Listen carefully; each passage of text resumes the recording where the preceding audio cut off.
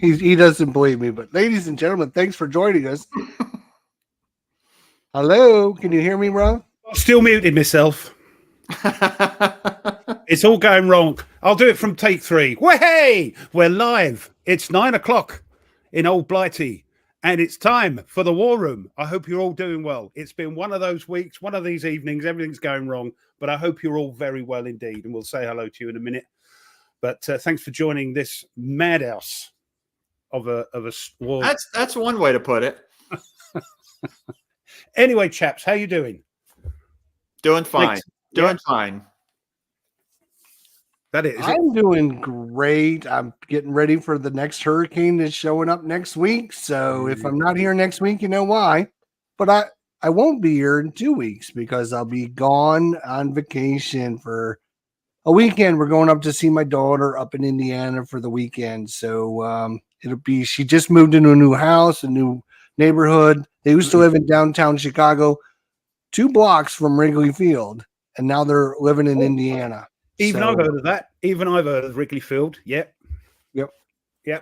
Very nice ballpark. Yeah. Yep. And we'll be gone for in a couple weeks. So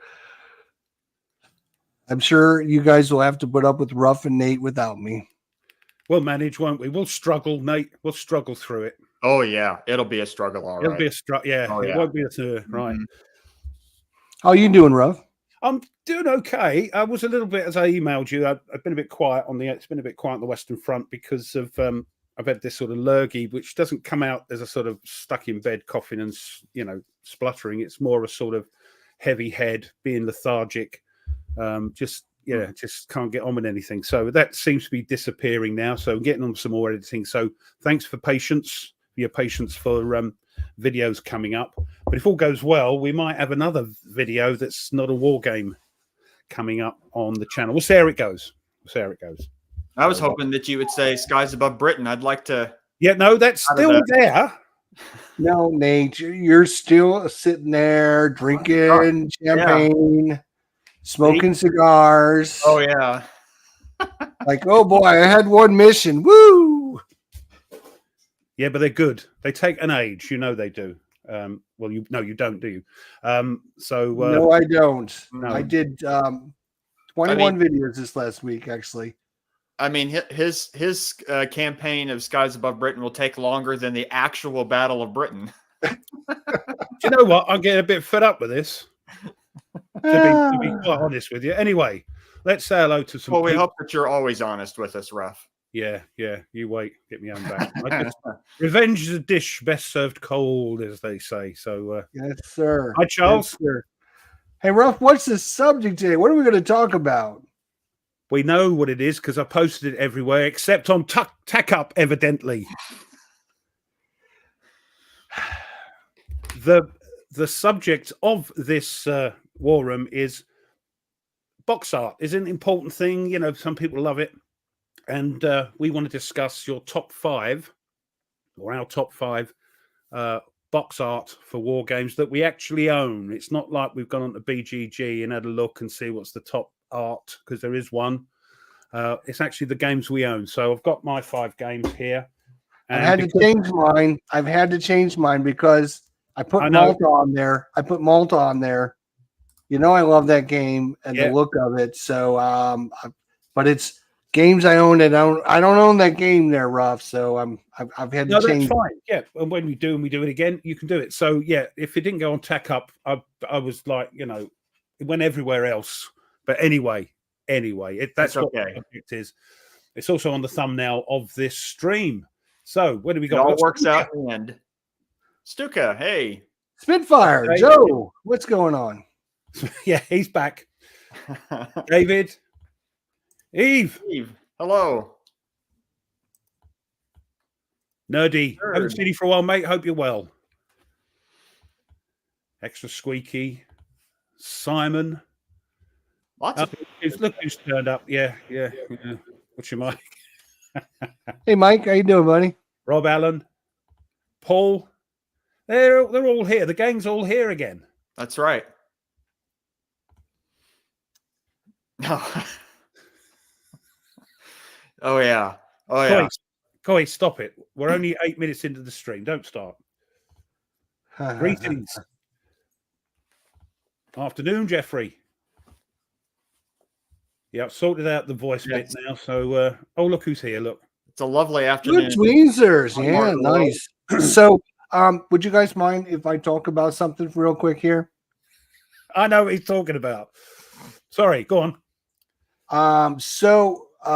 One of our great viewers and subscribers over on Tack Up, Extra Squeaky, I think it was Extra Squeaky, mentioned an app when he was playing his Gandhi game. Where is it? Here's the Gandhi. And you know, I love the coin games. I absolutely adore the coin games. But running the AI bots is like pulling your teeth. It's like, why would I ever want to do that? It just doesn't make any sense. So this app that this person made for it does everything for you. It runs the AI. It tells you where the pieces are going. It tells you how many pieces go there. It adjusts all the scoring markers. It does literally everything. And it's like the best resource ever to play this game. And he's done one other game for Fire in the Lake, one other app, I guess I should say. So I wanted to make sure, check it out. We're going to be playing this tonight because I actually have Gandhi on the table still. And so if you want to come by tonight and watch the game and see the app in action, I guess is the best way to put it. All its glory.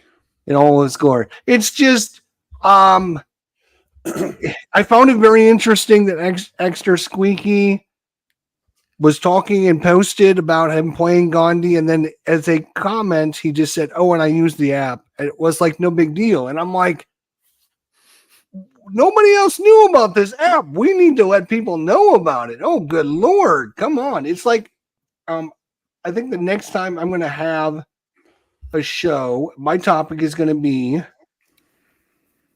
things that are helping you play your games that nobody knows about. So we can share these things with people, because I think I didn't know anything about it. I showed it off on my channel, and the first 5 people comments were like, I've never seen this. Yeah, what is this?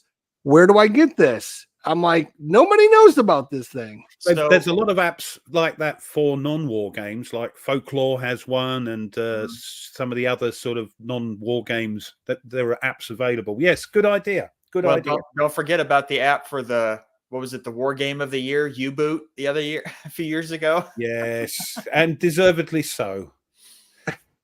The Mets and I think it was best map, right? You were doing map, so it was the best map, I believe, right? Yeah. Actually, Stuka has a question about the app. How does the AI adjust to what the player is doing?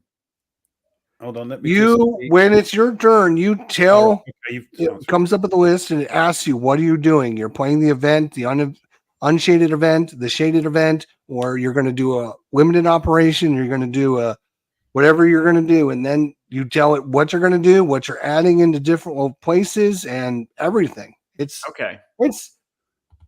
is basically, if you're not familiar, there's a lot of text on these cards, like when you're playing, but basically all this text does is either take or remove pieces from the board. That's all that text does. If you read all the text, like this one is add up to 6 cubes at any city or province. So that's pretty much all you're doing with with coin is you're adjusting the pieces that are on the board. So the app does that beautifully. Does the GMT solo stuff include Gandhi? I don't remember. Behave. So Gandhi was the first one that switched from a chart-based system to a card-based system. Oh.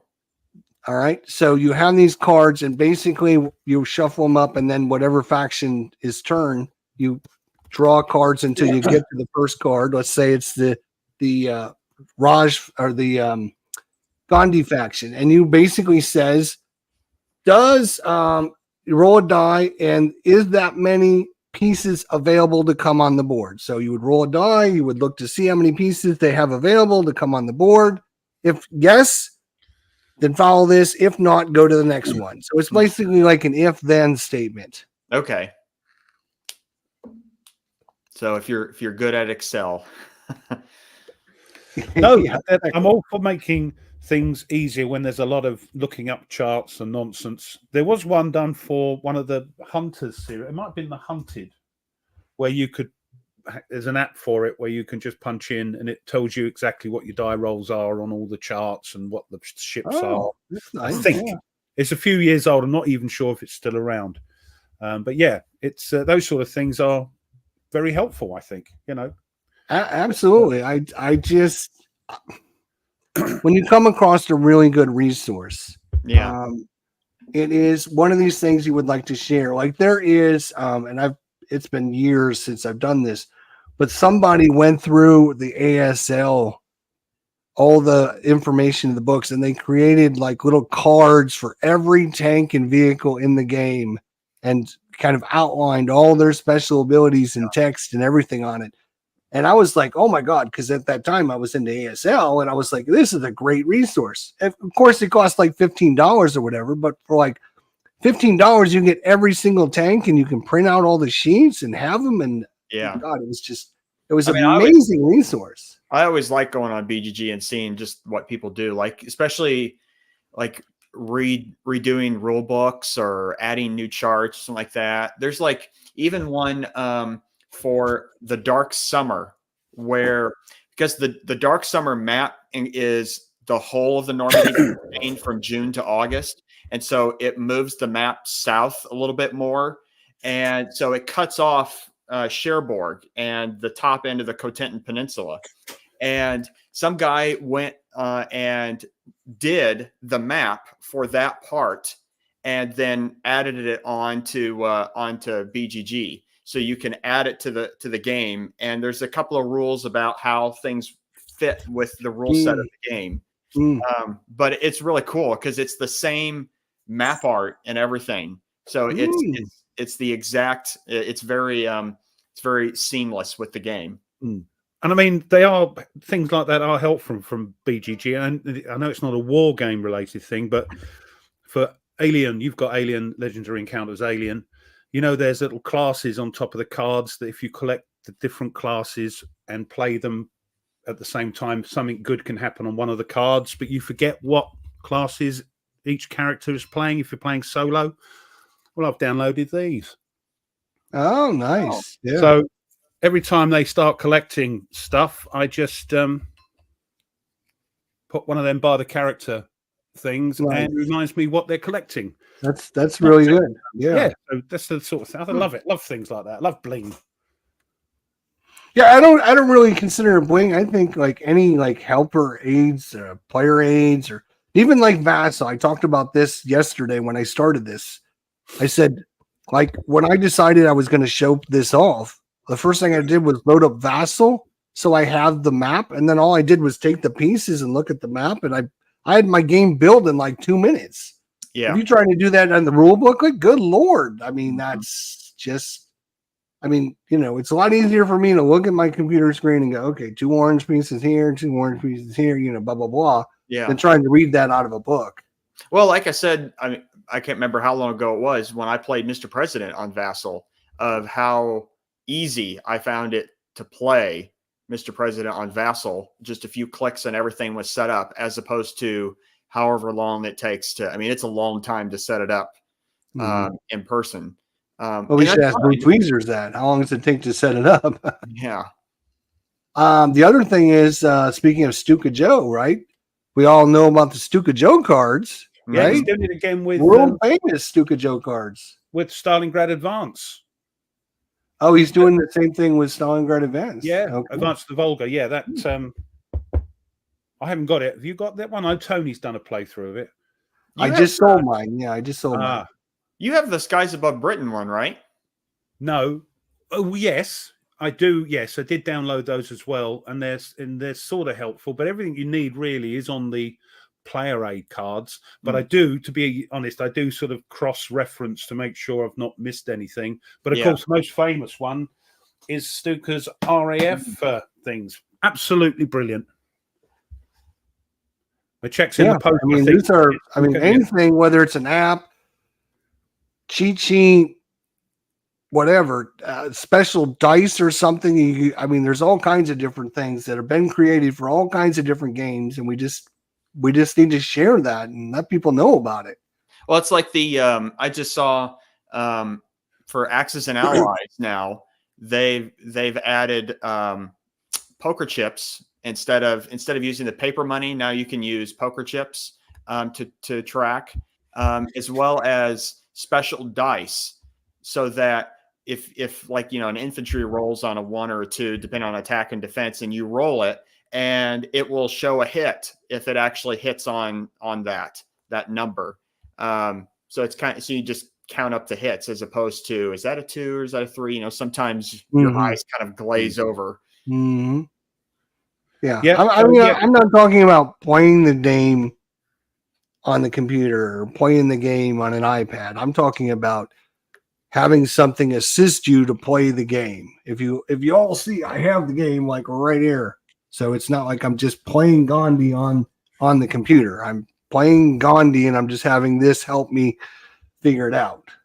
Yeah, no, I totally agree. And yeah, that's a great. Well, we'll have a think about that, Nate. And that's when he's away. We'll do that. Yeah, we'll. Maybe. Yeah. Who knows? Jester, I don't understand. I saw it. You have the map, India horizontally and even though geographically it's vertical, I can't stand. That's because. Tell him. My camera is over here. Where's my camera? Right up here. It's the camera. So the camera is going like this, so all my viewers can see it all the way it's supposed to be. Yeah, but if you haven't got a desk that wide, it's the pain. You know, I love the game Crowbar and things like that. They've got this long map. It's a bit awkward for people who haven't got a 6 foot deep. Speaking of Crowbar, I actually texted Herman this week and said, hey, I'm looking to get Crowbar. I looked online. I couldn't find any. I said, do you have an extra copy? He was like, no, all I got is my review copy, but let me check with Mark Walker. He ended up texting me back and said, Mark Walker's out of Crowbar, but I'll send you my review copy. Oh. I said, no, I do not want your review copy. I will feel bad if something happens to it. We get hit by a hurricane, it gets wiped out, and then what are you going to do? No. So I told him, no, I'm not going to take your review copy. I'll just wait and find Crowbar from somebody else. So if you know of somebody else that's willing to part with a copy of Crowbar, let me know. You all know my email address or post on the Tech Up Facebook group, whatever. Let me guess. He's going to go get it. He's going to show it off here. Just to upset you. You mean that one, yeah? Yeah, that one right there, yeah. Great little game. Push your luck. Yeah. It plays great solitaire, huh? It's a solitaire game, yeah. Yeah. And it's so that's why I wanted to get it. Just see the nice comment, Jester? No, from Stuka. Nobody questions that you play the games. That's right. Don't you ever question. He just shows the rest of us up. That's what he does. I still have no idea how many you played. What, like 130 games this year? It's all about what you want to do with your life. You guys have more of a life than I got, I guess. So you're a magnificent gamer. I try my best. That's all. Just because I made 21 videos in a week doesn't mean you all have to do 21 videos, okay? Oh, thanks. Right. Yeah, if somebody has Crowbar and they're interested, I've got Knock Paris. Just saying, I got Knock Paris if somebody's interested. Oh, by the way, you got Crowbar and about 3 other games. I got Knock Paris, so let me know. By the way, just interrupting quickly, if you haven't done so already, we need all the help we can get, especially me. Please, would you be kind enough to smash the like button? And if you're going to push the thumbs down, do it while we're on air, not when it's uploaded. And then I look and go, oh, there's another down thumb. Not that it bothers me. I'm joking. So would you please smash the like button? That would be wonderful. Thank you. And speaking of coin and doing the coin system, I think Red Dust Rebellion is about ready to be shipped, boys. It's coming. We've got it already. Oh, have they? Ooh, I didn't know that. That's a very nice cover. I wish I had it so I could put on my list of top 5 games of all time. Yeah, it is a good looking cover. I'm looking forward to that.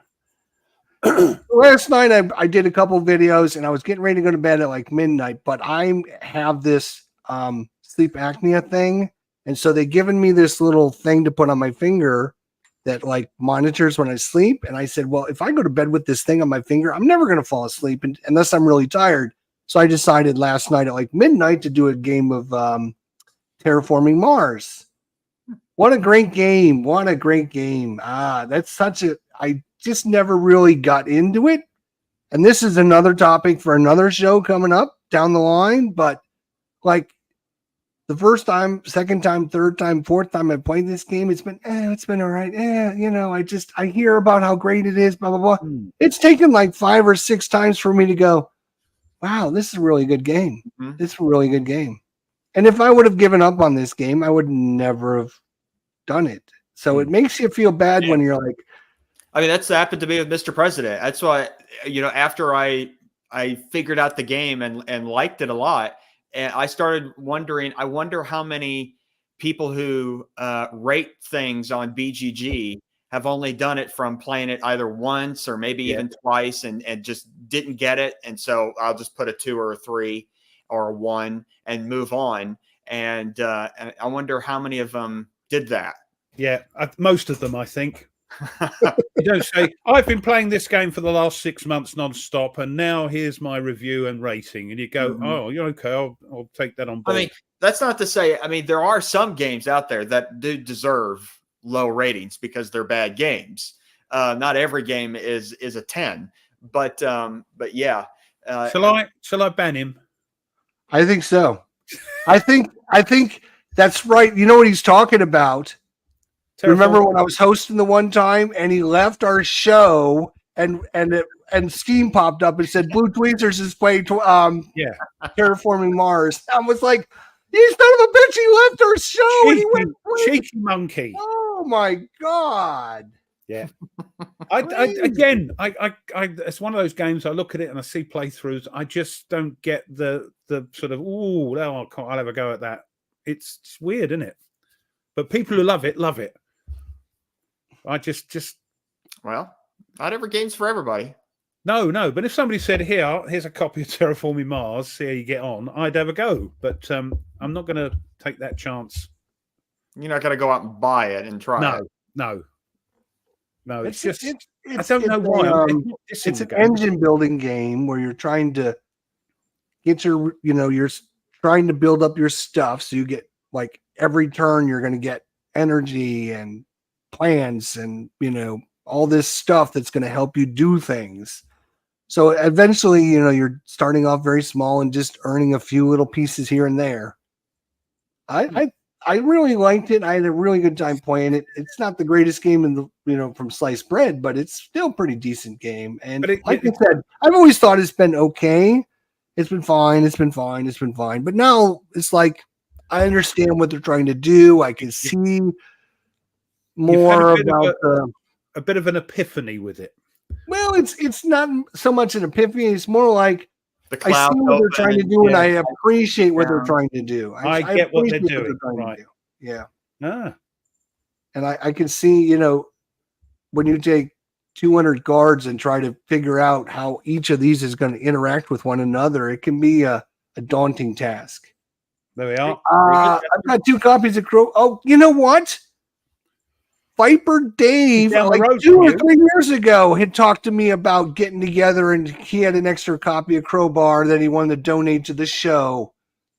I remember that now, Dave. It's my fault. Oh my gosh. And he lives like 10 minutes from me, not the even road. 10 minutes from me, from my house. Viper Dave, email me so we can set up a time to get together. Maybe Wednesday when the hurricane comes, because that'll be a good time.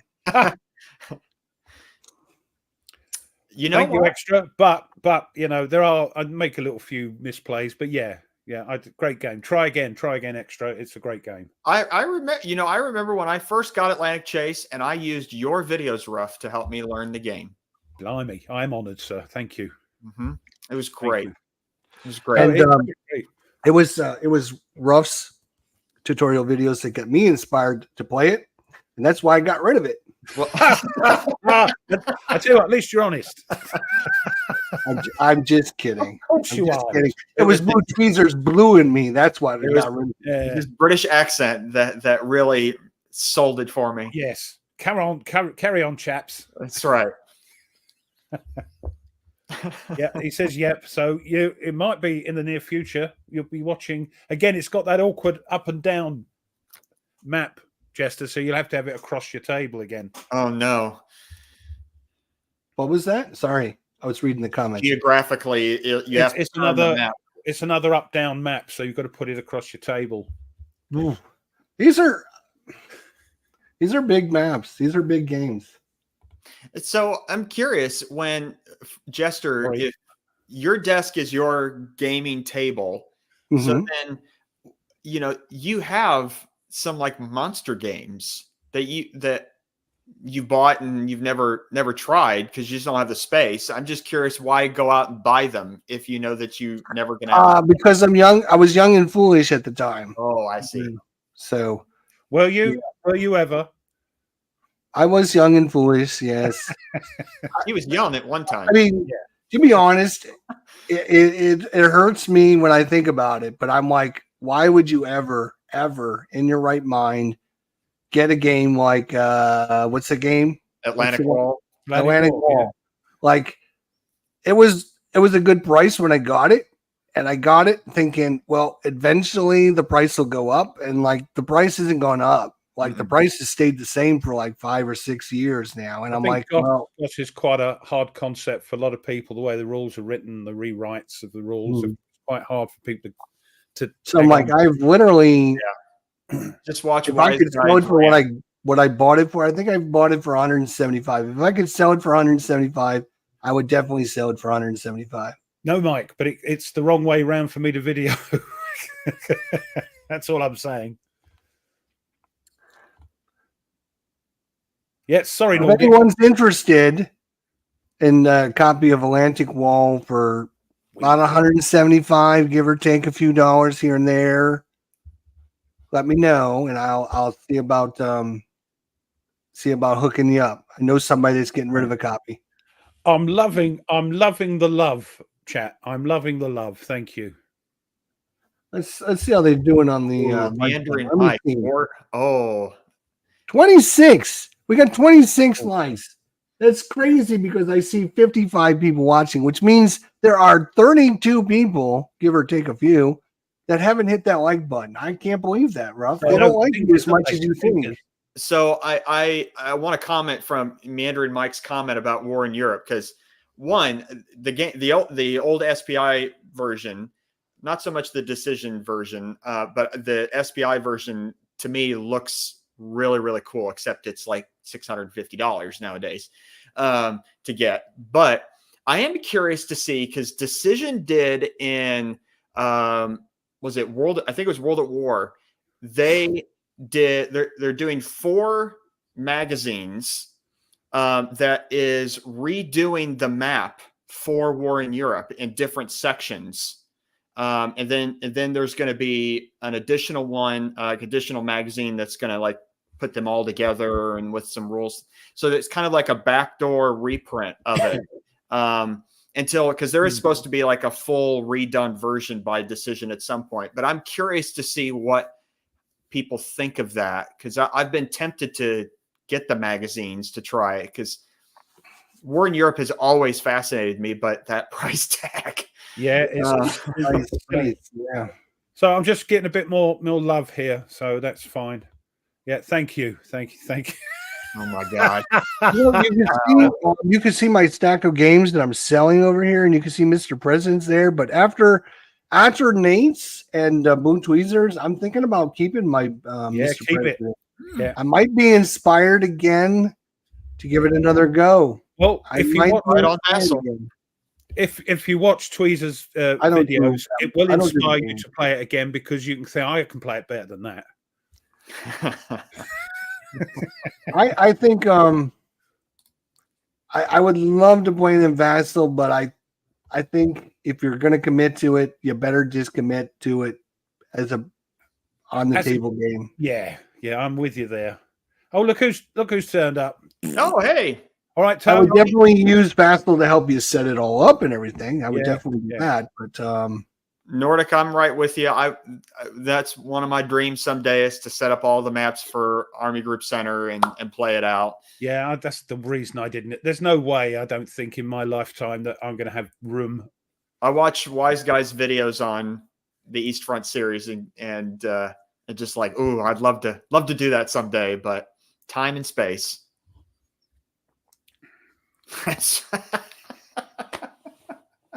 Couldn't be worse, though, could it? Couldn't be worse. Anyway. that's right. Do I have any World War II games set on the Ost front for sale? I don't know. I've got a lot. It's just a matter of timing on everything. I can't. Isn't that East Front? Mm-hmm. Yeah.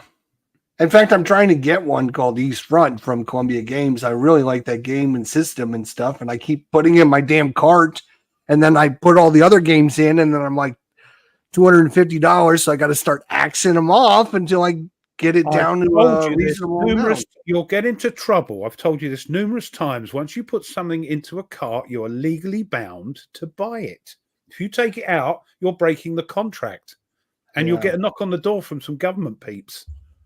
Yeah, I told you this. That means there's quite a few games that I've got in trouble for not buying, man. I've always abided by the law. That's why I'm skint. You've always abided by the law. Huh? That's why I'm skint. That's why I've got no money. Well, I mean, part of my problems is I play war games. I have a pretty good collection of war games. I play sports games. I have a pretty good collection of sports games. And then I'm a Euro gamer, so I have a pretty good collection of that. So Jester, I've got basically 3 collections. You guys only have 1 collection. So just imagine whatever you have and multiply that by 3. Yeah, I got a nice closet back here where I put them all in there, and nicely organized and everything. Got plenty of room. He's a newbie. Don't you worry. I used to have floor space over here too, Nate. Look at that. My shelves are still nicely neat and tidy and everything. You wait. Yeah, Tony's right. It's a collection. This is that's right. Yeah, but what will happen is, like me, they'll be stored where you can't see them on camera. Once you run out of space in your cupboard, I've got them here, I've got them there, I've got them over there, got them over there.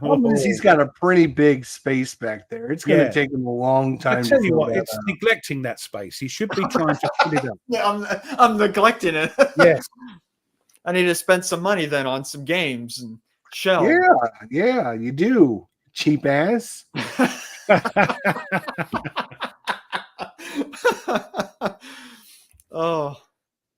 Oh, Thunder and East. You know, I saw I don't know if you saw on the GMT newsletter back in September, you know, because they're doing the Thunder and East part of that, the Frank Chadwick's War in Europe set. And they're doing all of them. And then they're going to put them all in one box. And it looks really cool. It's going to be a huge footprint though. Wow. What is a Kallax? I'm not sure. Never heard of it. I got to look it up. I think it's like those plastic tubs. Oh, Maybe. hold on. The seer in the corner here has just spoke up and says it's an IKEA item. Okay. Yeah, it's an IKEA shelf. Yeah. Sorry, the seer in the corner beat you to it for long. Oh. Well, so unfortunately, I have done this week, and I'm sure you both have done this as well. I've set up, 2 games and then taken them down. Mm-hmm. Set it up, get all excited, and then, nah, not feeling it, and put it away. Yeah. Why is that? You know, you go, and it looks great. You set it up, and then you come back, have a cup of tea, come back, and you go, do you know what? Oh, no. And my thing is, I'll set it up before I go to bed, thinking, oh, I'm really excited about it. And then early, let's have a crack at it. Yeah. After a good sleep, and then, oh, no, I don't want to do this that's anymore. the worst thing. I do the exact opposite. I get it all set up, and I try to go to bed, but I'm all psyched, and I'm all excited about playing it, so I don't get to sleep. And then, it's 4 o'clock in the morning, I finally fall asleep. I get 2 hours of sleep. So the next day, when I get home from work, I'm like, oh, I'm too tired to play this damn thing. I'm putting it away. Can't be bothered. So what were the games? Well, one of them is on my list today, so I won't say what it is. Oh, okay. But the other one is The Dark Valley. Love that game. Love the game, but it's a time commitment. Yeah, but if that happens, Mike, I'll go, oh, let's set it up again. Unless you're 4 hours in, then you think, okay, fair enough. But it happens to us all, yes. I've done that, Mike. Sometime if I mess up rules, rage quit, forget it. I get that when I play Magic the Gathering Arena. A lot of rage quits from people when I get my special deck out. Anyway, never played that game. Never got into it. As I've said to everybody, it's owned and played by the most. This is generals because I play it. It's owned, run, and played by some of the most toxic people on the planet.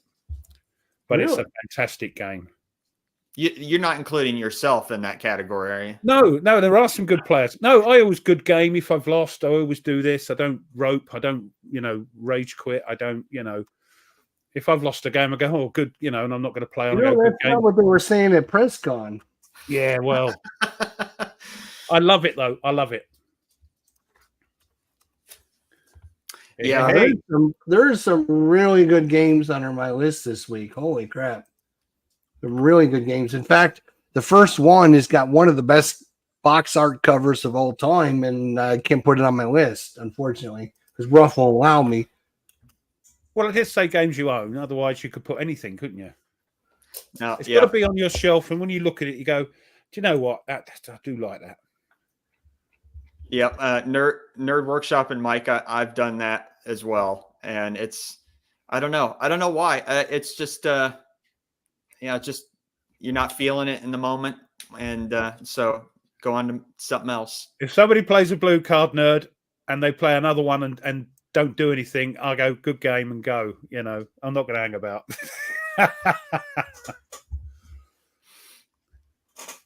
We're getting some really good games this week. Woo! Now, on your list. So Ruff, I misunderstood because I had all of mine set up on BGG to show the picture, and then you excoriated me before we went live. That's a word we don't often hear. It sounds filthy, but I know what it means. I'm glad you do. and so I went and grabbed all the physical copies. Wow. We got one of the best war games of all time on the list today, boys. Oh, can't wait. I'm enjoying this list you're doing. We're down to the 220 to 211, so we're getting almost down to the top 200 of all time. These are just outside the top 200. Well, do you want to start this malarkey now with the three of us, or do you want to chat a bit more? It's your show. I know. That's what I'm worried about. I don't care. Whatever. Let's go ahead and start our things, and then this way, if the other thing takes a little bit longer, then we got plenty of time for it. All right, but certainly is. Oh, wrong one. Start now. Okay. Word of the day. That was a good word. Excoriate. Oh, crikey! It sounds so English. Well, I'll tell you what. My family is originally from the Enchanted Isles. From the motherland. Oh, Yeah. You mean the Irish? No. Land. No. Not that Enchanted Isles. Merry old England, yeah? Yes. Okay. All right, I'll do my history. To be honest, there's not a lot happened today, so it'll be over very quickly. So I hope you've got 2 or 3 books, Nate, because today there's literally hardly anything happened. I know stuff goes on, but on this day specifically, there wasn't a great deal. Anyway, before I start, lock and load. Lock and load. And today, not even any plane stuff. There's lots of plane crashes every time. Every time this plane, but I don't want to put plane crashes. Are you feeling okay, Ruff? I know, it's weird. But you'll see how short it is. We start in 1796 when Spain, the Rotters, declared war on Britain in the Napoleonic Wars. Yeah, see? They're all against us. And then 1813, the War of 1812. Us and you, the Army of the Northwest defeats a British and native Canadian force threatening Detroit.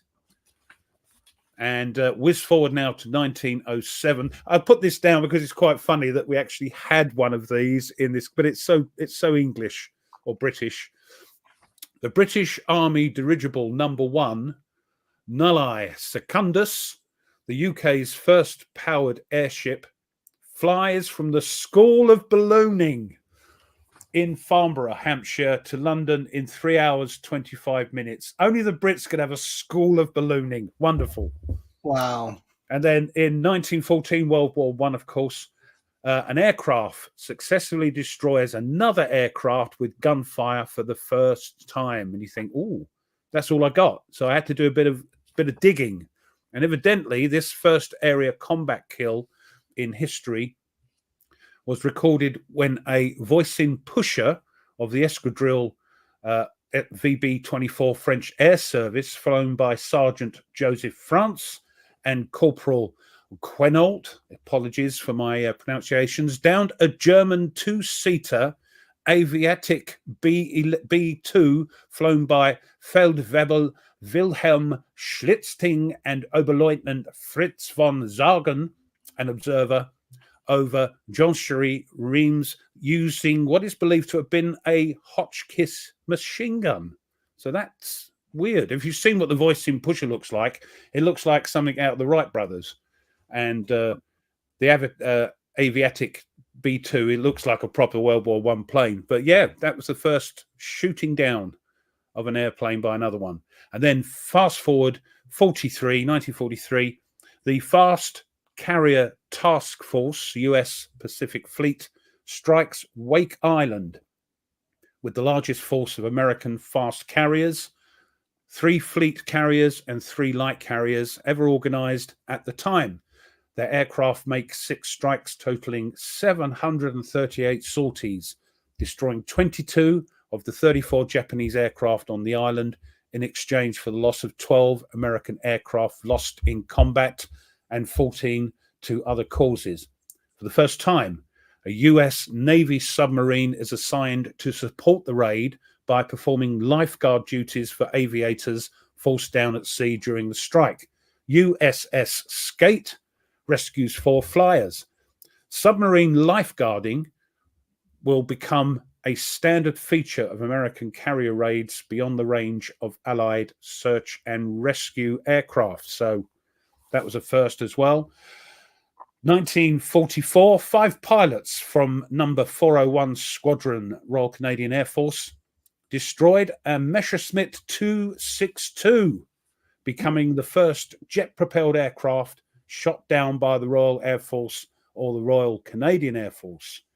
And lastly, 1945, good old Fleet Admiral Chester W. Nimitz is given a parade in his honor through downtown Washington, D.C. at the end of World War II. That's today, 5th of October. Nice. Hmm. Not bad. All right, Chester. You off? You on? You want me to go? Sure, I can go. All right. So number 220 is going to be Dai Ben Fu. Yes. Yen Ben Fu. Yes. Thank you. Yes. And this was actually on my list of top 5 covers of all time, but I had to take it off because Ruffalo let me because I don't actually own this game. Adds a little bit of edge. And looks like a good one. All right. Next up, another great cover.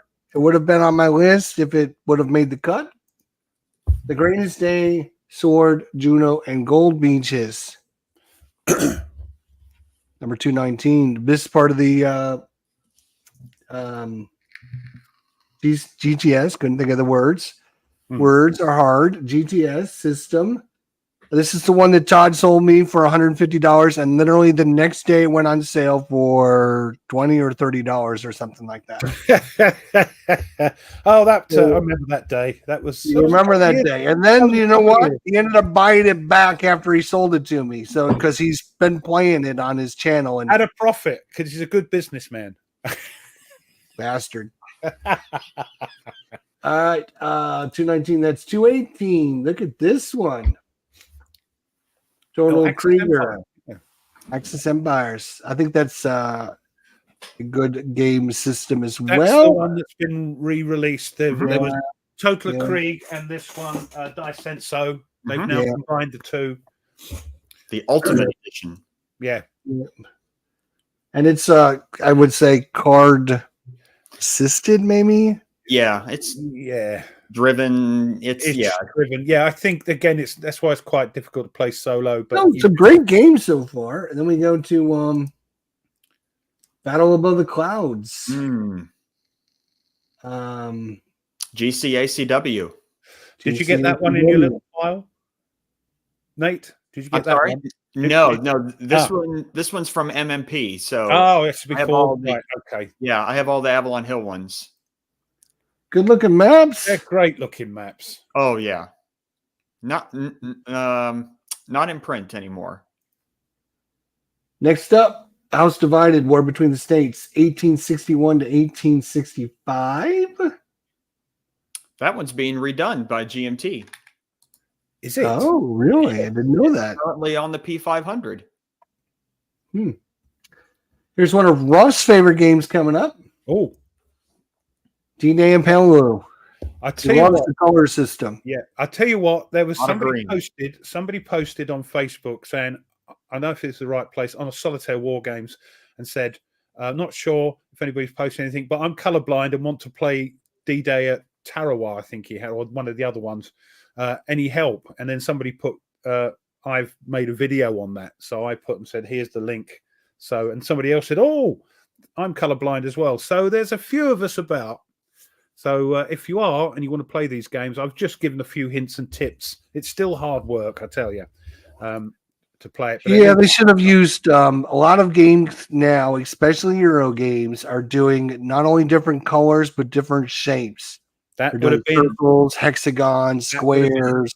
Yeah. You know, a blue is a round, yellow is a square. That's you know, it. It would have sorted out everything. Yeah. But anyway. This one I find very strange on the list, but people really like this one. This is supposed to be the most popular of the three, the Peleliu. Wing Leader is number 214, which again I find a little strange from all the people that poo-poo this game. I've got it all, and I think it's decent. I don't, again, it's another game that didn't do it. Maybe I've not played it enough. It never appealed to me. Yeah, I love my playing games, airplane games. I do, as you know. But what? Well, Blue Tweezer's played it a few times on his channel, and it's very abstract. So a lot of people don't like that abstraction. I understand that. Then we have Bolt Action, number 213. Jay, miniature rule set. Miniature rule set, yeah. Another miniature rules set. Yes, we had to have one. Unfortunately, it wasn't Warhammer 40K. So sorry, guys. This week going don't. I am We surprised. don't get a 40K one. But what we do get is one of the best games of all time next. Oh, Dun, dun, God. dun. I know what it is. Yeah. Oh, Kind of Iron, baby. Look at that. 212. Woo! sorry, I've got to have a couple of moments. Here, I'll join them. Wargame, man. Oh my gosh. They're just jealous. Let them suffer in peace and quiet. I don't care. Look at that. Oh my God. Beautiful stuff. You got vehicles. You got, look at that cover. Woo, baby. This will not be the last time we've heard the words Tide of Iron today, my friends. No, it's not. No. And finally, number 211, Oh, Band of Brothers, Ghost Panzer. Never played it. I hear a lot of good things about this. I've never played it. I don't know that much about it, but a lot of people really like it and talk about it, and play it. And that's part of the what's the main series of that? I think it's Band of. It's just something else. I think it's the Band of Brothers series. Is it Yeah. right? People love it, but I've heard it's a bit gamey. That if you do flank attack, you're going to win or something like that. So I could be wrong, and I'm not dissing it before I get any hate mail because I'm fed up with it. Stop sending it. All right, so that's it for this week. We got to see one of the best war games of all time and a few other ones in there as well. Okay. Well, I have two things today. Thank you, nerd. Yeah, thanks. There's people on our side. So my first one is this book. When topics of the medieval period are discussed, usually England is in that list. Of France, course. Spain. The Italian city-states fighting against one another, the Reconquista, the Byzantine Empire, and everything. But usually one that sort of gets, I wouldn't say left out, but it's kind of glossed over a lot, and is Germany, and particularly the Holy Roman Empire as an entity. And Germany gets talked about, but particularly how the Holy Roman Empire worked and how the whole system worked, and how all of the German different princes and free cities and imperial cities and the cities that later made up like the Hanseatic League and like Lubeck and things like that are all the different princely states and electoral states. So one of my favorite books is this, called Heart of Europe: A History of the Holy Roman Empire. A very light read. Mm-hmm. Let's see how many pages. Hold on. Let's see. Oh, there's the glossary. We're at 700 pages. So not bad. But this is a fascinating book because it goes through the entire, like it says, the entire history of the Holy Roman Empire, all the way from the beginning of Charlemagne, when Charlemagne's crowned the Holy Roman Emperor in 800 on Christmas Day in Rome, as well as the sort of refounding of the Roman Empire, or the Holy Roman Empire, in 962 by Otto I after he defeats the Magyars in Lechfeld in 955, and until the empire is ISBN number. Do you get paid by these book companies? What's going on? Because everybody asks, "What's the title? Where can I get it? What's the ISBN?" So you're doing a good job. It's easy to find on Amazon. I'll try to put it in the chat if I can. And anyway, all the way until the dissolution of the empire in 1806 under Napoleon, but it was the Emperor of Austria that dissolved it. One of the interesting things that I found that he discusses at the beginning of the book, and I'll read a little bit of it, is so the Holy Roman Empire by the time that it was dissolved was more or less just there in name. Like it was a prestigious title, but the emperor who was the Emperor of Austria, the Habsburgs, since the 15th century, the Holy Roman Empire just kind of ceased as an entity itself, and it dissolved into petty factionalism.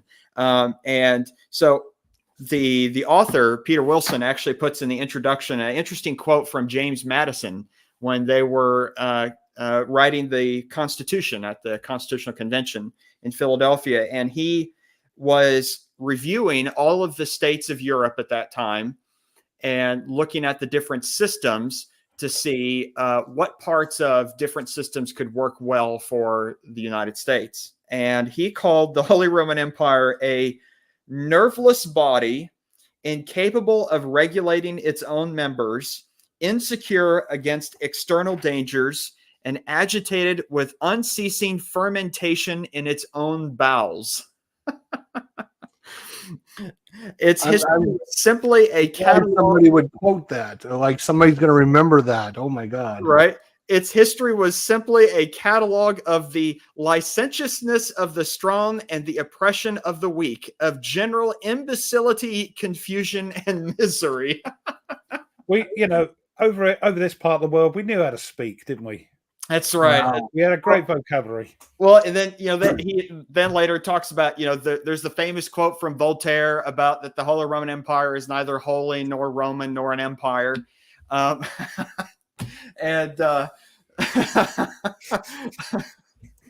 and so, but this is a fascinating book because the history of the empire is very very very important. Especially here for the United States, because the electoral system of how the emperors were elected is actually part of the United States electoral college today. I think the clue is you use words like Senate and all that sort of thing. So right. Well, there's a callback to ancient Rome. Yeah. But so that's one for today. The second one is completely different topic, and it's not even a book. It's actually a documentary series. Oh, I see. We're spanning now into television now, are we? And Yeah. So Going big time. yeah. And I love a good documentary.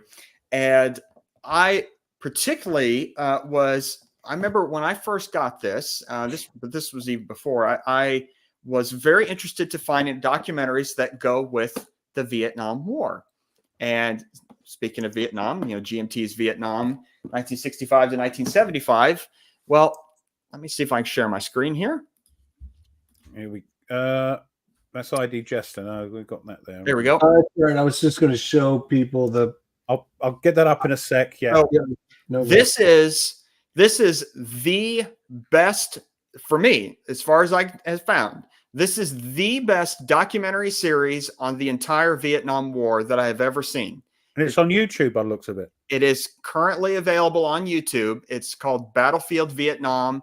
It goes, you can see all the different episodes. There's 12 episodes, an hour each. They go into a lot of detail about the war, but also one of the things that I really, really like is the maps that they show. Oops. So something like that, where they're zooming in down to a particular area and then showing where the different forces are, and as well as including actual footage from the war itself. And I love this documentary. I'll tell you what, this battle is not very sort of prominent because of it's a bit low key. I'll wait. Moving on. So, yes, I want to recommend this series to anyone that is interested in the Vietnam War, particularly if you want to find something that will inspire you for when you ever want to go play Vietnam 1965 to I 1970. mean, they're great. I mean, you've got one on Vietnam. There's the one I'm watching at the moment. I know it's not available on YouTube, but about the Civil War, the sort of best one to watch. Forget the chap's name, but you probably know what I'm talking about. The American Civil War one. Yep, Ken Burns. That's the one. Yeah, yeah. And best one I've watched was up on Alexander the Great. It was like a documentary movie. You know, they were playing parts, but it was a documentary as well. I found that somebody that doesn't know anything about Alexander and what he did. There's been some great. They call them on Netflix. They call them docudramas. Yes, they're great. They're great if they're done well. Done well. Would you like me to share this? I was. If anyone's interested, they can find out more information about this. If we're looking for the IGN number, whatever it is, The ISBN number. it's ISBN 10 is 067405809 Copy and paste it in the chat. Yeah. I wish I could, but Ruff has got me blocked. I haven't got you blocked. Yeah, you do. So I have to put it in the private chat, and then you're gonna have to copy and paste it in there. Okay, then. All right. I don't know why that is, because I'm trying to see. I didn't get a notification that it says you're trying to post something. Yeah, you got me blocked. No, I haven't got you blocked. There it is. Let me just put ISBN. Great book. Love the book. And there's also an audiobook version as well. I was looking to see if I could find this Battlefield so I could show it off, but it's called Battlefield Vietnam Documentary. There it is. There it is. Documentary. Mm-hmm. That was one of them because I recognized the title. Documentary. First one. All right, there you go. So there's your list. Boom, boom, boom. I'll put this. I will copy this. Ruff, if you want to put this in the chat as well. Okay, I didn't realize you did a Vietnam one as well. There we go. Let's have a look what we got here. All right. Just trying to help our peeps out because I'm sure they're hitting that like button. I know they're hitting the like button. We are a public service. That's right. We put that down there.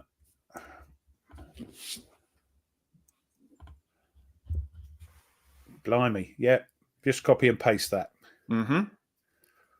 So that's Nate's notes for today. Well done. Nate's notes was longer than me and Ruff combined. This is our first. Oh, it's cool. No, but very interesting. I tell you what, there's some playoffs going on now in baseball, isn't there? So I think that's why the numbers and the likes are a bit down. They're all watching. They're all sitting there with their beers and their hats on, baseball caps on, watching the baseball. Rotters. Fun people. Yeah, and your team got knocked out, Ruff. I know. I don't. It's for fun. I know. For fun. It's not for fun. For me, what are you talking about for fun? You enjoyed that day feeling like you were an American. I did enjoy that. I did. And it was great. And I was shouting my head off and it was brilliant, And I'll just think you can have that all the time. You just got to come over here. Yeah, well, I'm going to get the GoFundMe going and see if they feel sorry for me. You just leave the wife at home. It's half as cheap. So, yeah. Watching baseball, listen to this. There you go. There you go. Well, are you ready for our list? I'm ready for our list. Rochefort 6 or C? Yep, why not? So, 5 games. You can put them in the chat, but of course, I've got to believe you own them, and I'll try and get to them. But it goes a bit bonkers and all that sort of thing. So forgive me if I don't get your comment up. I will do my best. Our 5. I mean, again, I haven't put them in order because I'm looking at the box and I'm going, "Well, that's a good one. That's a good one." I had 25 of them. So this is a topic that I am particularly passionate about, and that. A box art is like, it's the first thing people see. It should be something that gets you excited to play that game. It also should look like it's the art of the box should look like it's actually, you look at it and you say, that's a game, as opposed to that looks like it could be the cover for a book or a magazine. So it needs to be unique. But also, this is something where I've seen war game companies over the years, they have gotten better. Particularly like GMT is doing an excellent job with some of their. What happened to Plantagenet then? But I will say the era of taking a random picture, like a World War II picture or something like that, and putting it on a box and saying that's the cover, I don't think that cuts it anymore. And that's me speaking, because you look at all the Euro games that you guys own. Yeah. All original art for those games. I have one of mine here that every single bit of the game, all of the art on the cards are all original art. That there's tons of people you can contract that out to go and make art. Sure, I know, like some people, they say they don't care about the art on the game. However, I will say this as a young guy, that draws this demographic.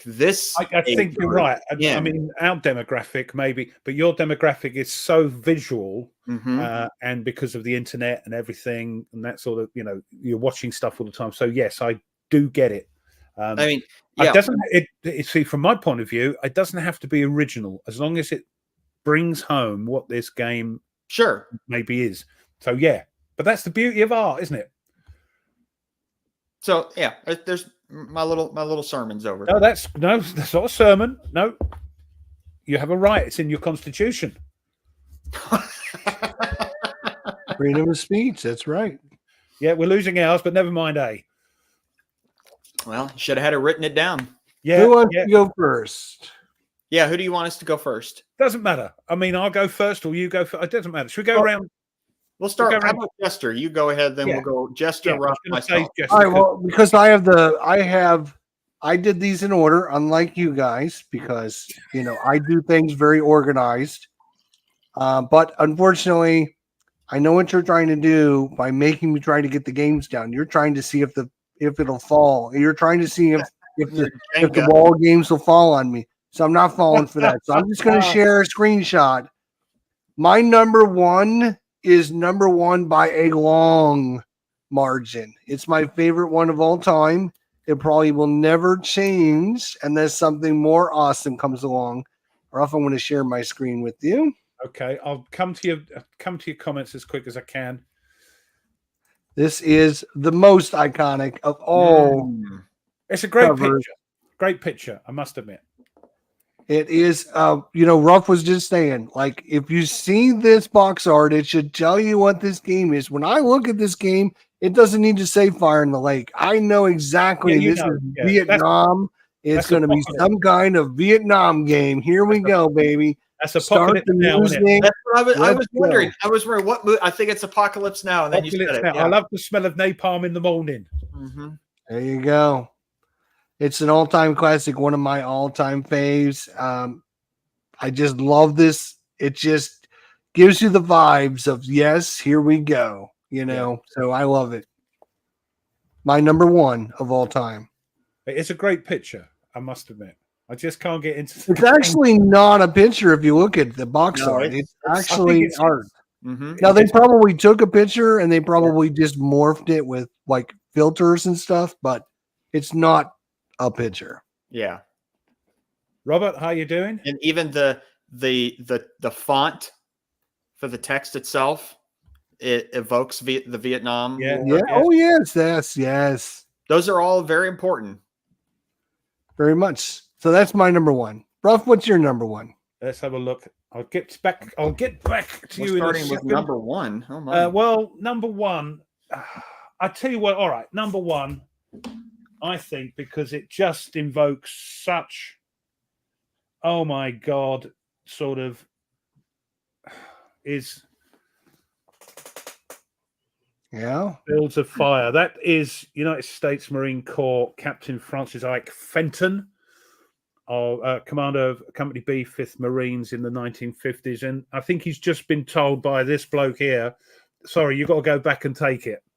And his face, I just think, says it all.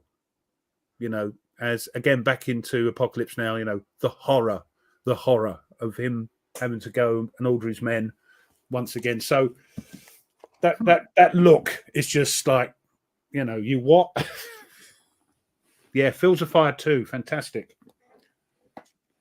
It's I will say this, it's way better than their first box cover. Oh my God. Yes. Oh God, yes. That's for sure. Which is this, you know. That's the story of the entire series, isn't it? It's always better than the first one. Yeah. All right. Well, I guess if we're starting from number one, from our favorite one, this is the game that I had set up earlier this week and then took down. Who knows? I might put it back up. I'm that crazy. This is a big one. Europa Universalis. Yeah. Everything. I mean, original art, and like even the back cover, original art on it. Like all the cards is original art. But I just love the art in this game, and it definitely evokes the feeling as, you know, the age of exploration, moving out and exploring and finding new places. So that's my number one. All right, my number two is simply, you know, when I think about the Battle of Britain, right? There's a lot of games on the Battle of Britain. Yeah.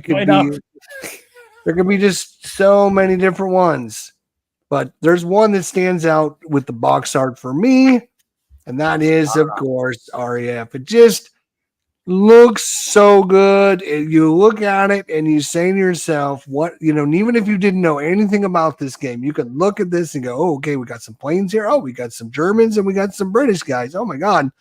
And it's 1940. I think, you know, just the RAF, it looks like it's all tattered. You got the British flag behind it. It is just an iconic. It looks like they're going, let's go get them, boys. And it's, yeah, for sure.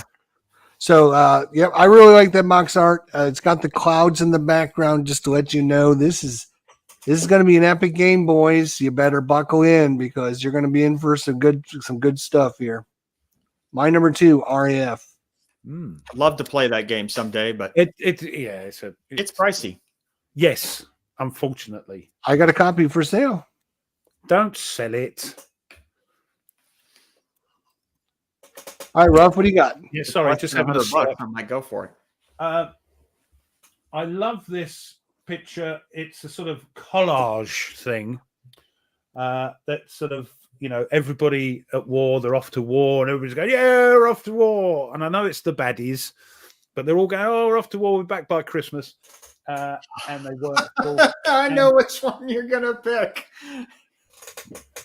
No, Paris, they're on the train, they're all happy, they're all waving. And even the sort of font, the old Germanic sort of. Yeah, it's font. Great.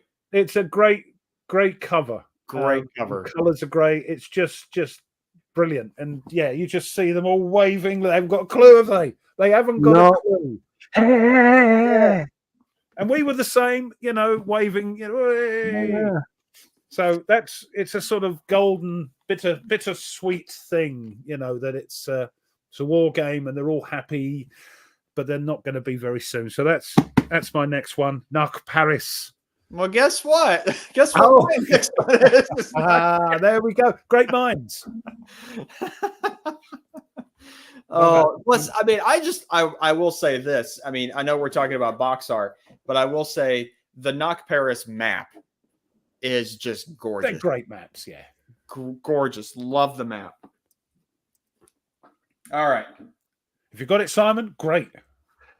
My number three, surprise here. I'm wishing. I know. I've always been. Oh, you want to do that for a little bit before I announce your number three? That's cool. Tell you what, I nearly put that in, and I know people moaned. They're talking about this one. Where are we? Because people were moaning about. Some people, anyway, were moaning about this because it's got germs on the front. But again, it's that look of we've just got to go that last 100 yards. Yes, I know they're Germans, but they're just like, it's that guy's face. It's like, come on. So I like the cover. However, when I look at it, it doesn't tell me that it's a game. It doesn't look like it's a game. It looks like it's a book. Yeah, I get you. Could have been a film. But Could have been nice a book. I would say the same thing about Knock Paris, to be honest. Knock Paris doesn't tell me it's a game. And Fields of Fire doesn't tell me it's a game. Really? It doesn't tell me where does it show me that is a game? Oh, it says it in text. It's a game. Oh, so that's all right then. Talking about the image on the page. Yeah. Now with that said, be a little I will cheeky say with this. My number 3 is surprise for everyone out there. Okay. Oh! I also think it's a great cover. I don't think it shows me that it's a war game. I tend to look at this the same as Ruff does. It's kind of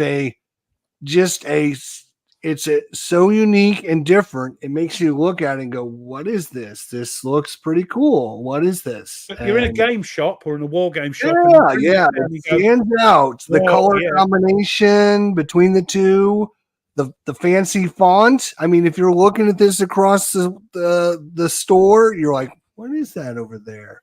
Oh, 1914. Oh, it's a game. There we go. Okay, now I understand what it is. Yeah, but you're in a game shop. It's pretty obvious, isn't it? But anyway, I get what you're saying, Nate. No, there's no wrong answers on this thing. But I really like this, and even though it's still a good game. Even as a teacher, I never say there's no wrong answers. There's always wrong answers. And if you got that mindset, everybody's wrong. Yes, because if you put in the Plantagenet, that is a wrong answer. Yeah. We will send you with homework. Yeah. I was going to do the worst box art but then again, that's not fair on people who think it's good box art, because everybody's, as you said, there's no wrong answers. But if I'd have said that, everybody would have said Plantagenet, and that would have been an early finish for us. All right, Ruff, what do you got? Let me just get a couple more of these up. Squad leader. Yeah, I didn't pick this one.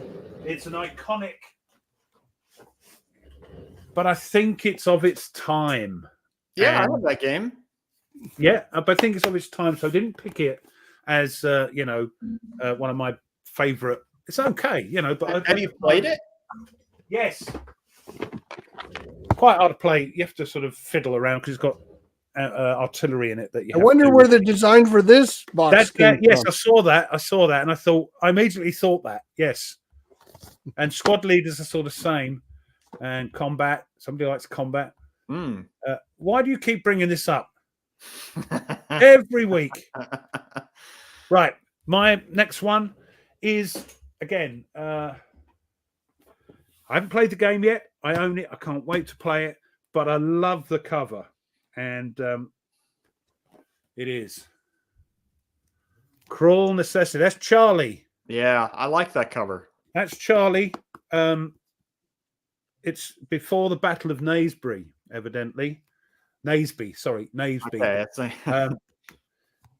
but it's 19th century piece of art by an unknown artist. But I just love it. It's sort of just shows you what's going on. Mm-hmm. He's there with his hair. I get a bit jealous of the Cavaliers with their hair. I do not have a game on the English Civil War, and I'd love to get one because it's a fascinating conflict to study. Yes, and it's turning. I mean, I've got the big thick book and 800 pages, getting through it slowly but surely, and it's a fascinating. But because it goes into the behinds, not just the battles and everything. That it started up in Scotland because they wouldn't play ball with Charles's changes to how they worshipped and all that sort of thing, and it ended up in a little bit of a. Does that game let you ban Christmas? Like Cromwell? I don't know. I haven't even punched the counters. I've done an unboxing. I haven't even punched the counters. So, yeah, I hope so because that's so. I watched a good film actually, To Kill a King. Oh, okay. Which is set after it all started and how they treated Charles just before his execution and all that. You know? Jesse says it does. It does let you. What's that?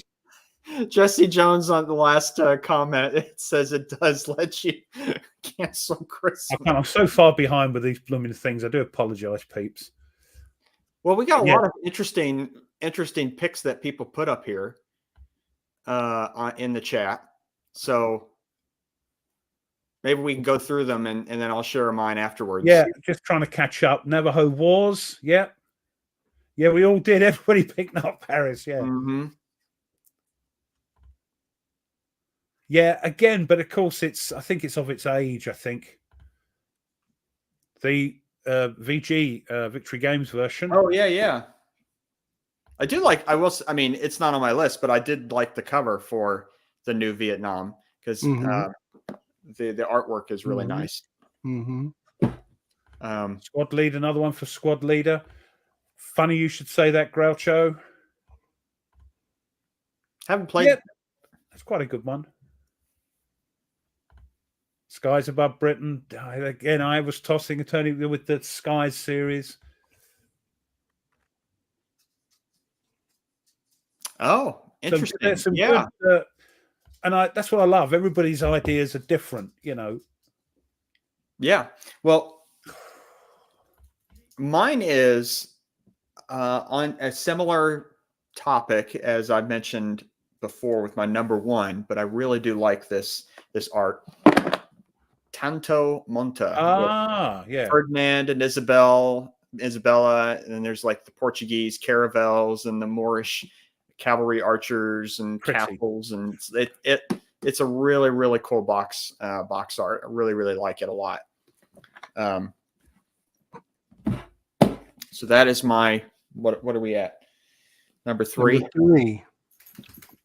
Number three. So my number 4. Get some of these done. My number 4, I'm very surprised. I haven't, maybe somebody's mentioned it, but I've been looking, but I haven't seen anyone mention this.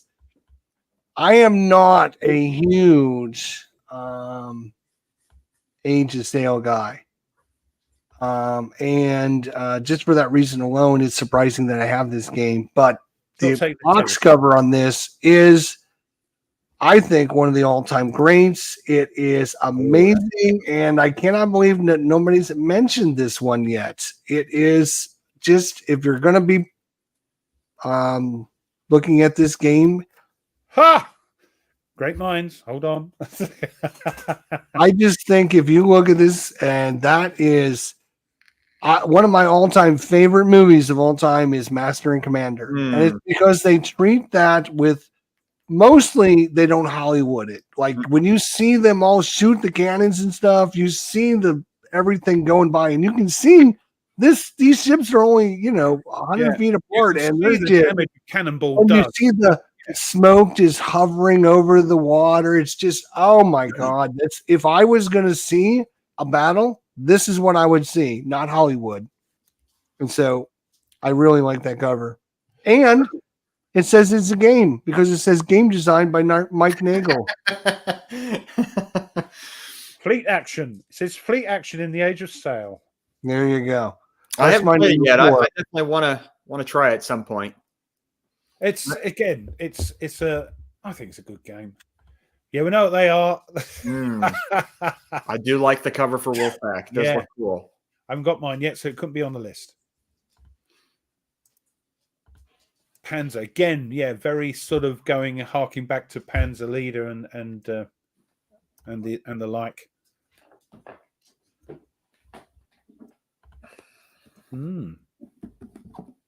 Right, is it me? It is.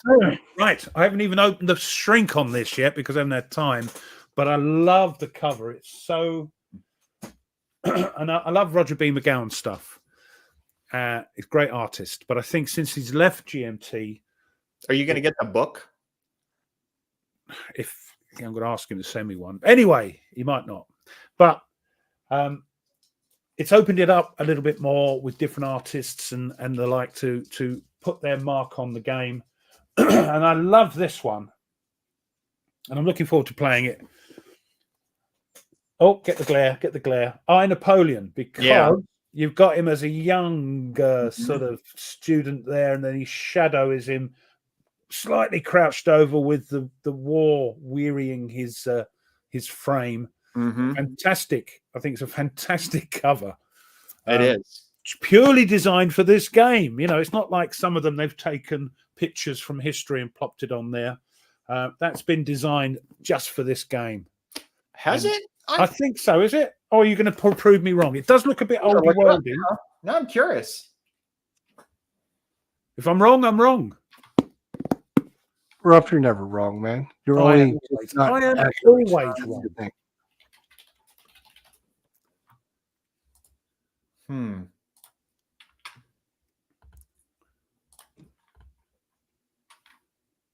Yep. Painted in 1908. Oh, well, I apologize then. But what a great choice then. Napoleon at the Military Academy of Brienne. Yeah. In 1780. I suppose you look at it, it looks very sort of proper arty. It does. I mean, it works. It fits. Yes, great. And it's about the game. It's about his growth from student through to you know. It's a good image to show the whole arc of his life. Yep. Okay. Sure. Well, mine I don't suppose it's sort of period, but yeah, it was quite you know.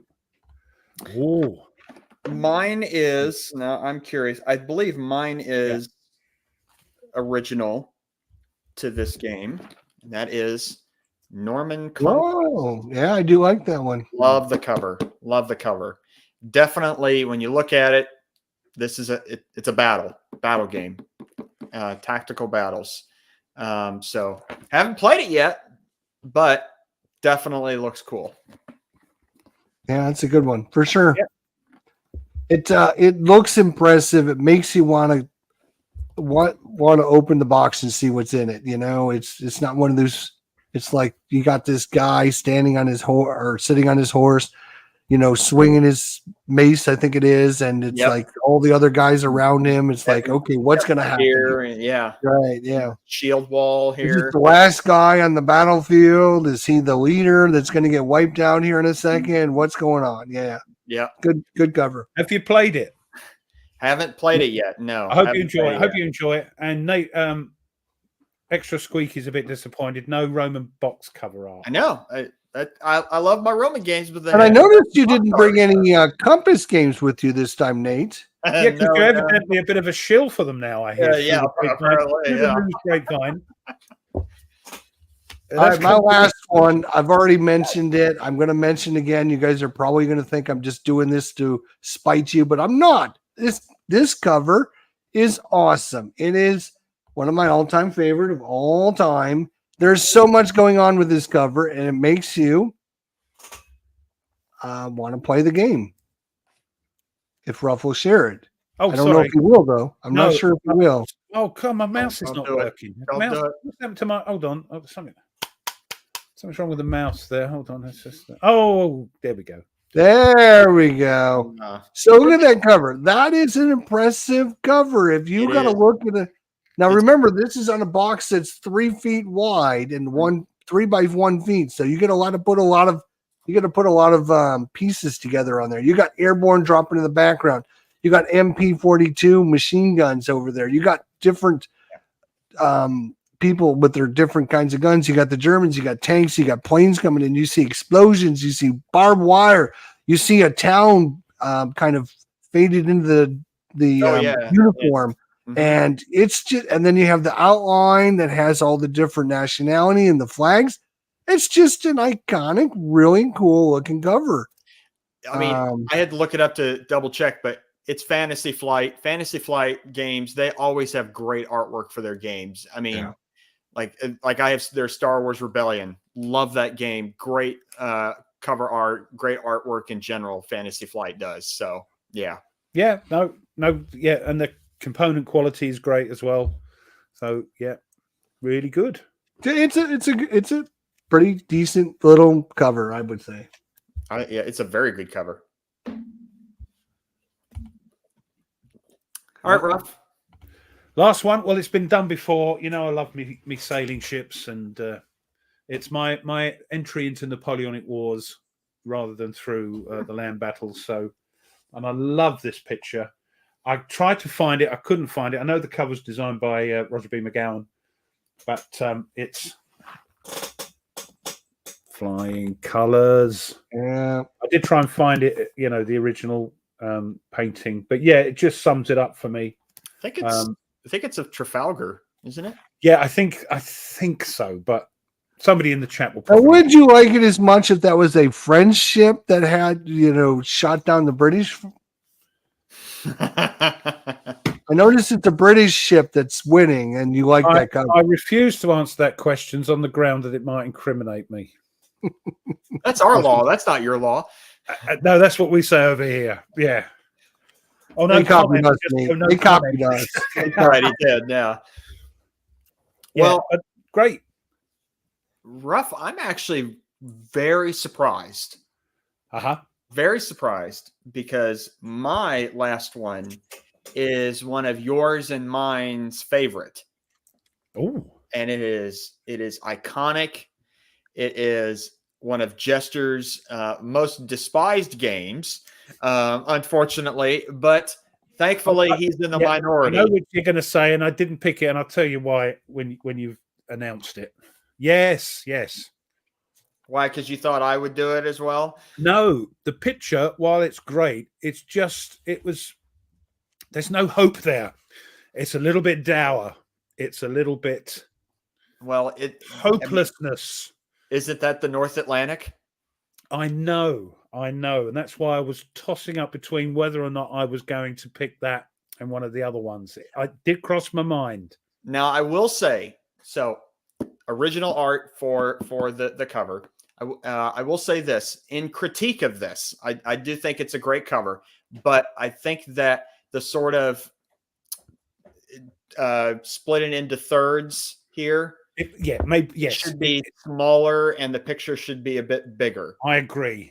But I still think it's a great cover, though. Yeah. Can you imagine if that was the whole box cover art? That might have been a bit better, with a little bit at the bottom, saying kind of doing like this. Yes. Yeah. If they had done it, yeah, I would agree.